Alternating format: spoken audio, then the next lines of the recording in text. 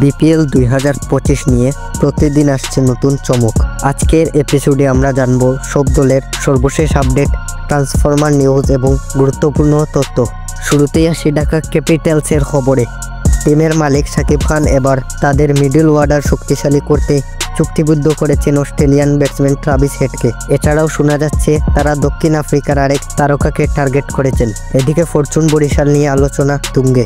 টিমের অধিনায়ক তামিম ইকবাল নিজের ওপেনিং সঙ্গী হিসাবে এনেছেন ওয়েস্ট ইন্ডিজের কাইলি মায়ার্সকে। শোনা যাচ্ছে মিডল অর্ডারে একজন বিশ্বমানের ব্যাটসম্যান যোগ দিতে যাচ্ছেন। খুলনা টাইগার্স নিয়ে বড় আপডেট, মেহেদী হাসান মিরাজকে ক্যাপ্টেন হিসাবে দেখা যেতে পারে। খুলনার ব্যাটিং অর্ডারেও বেশ পরিবর্তন আসার গুঞ্জন।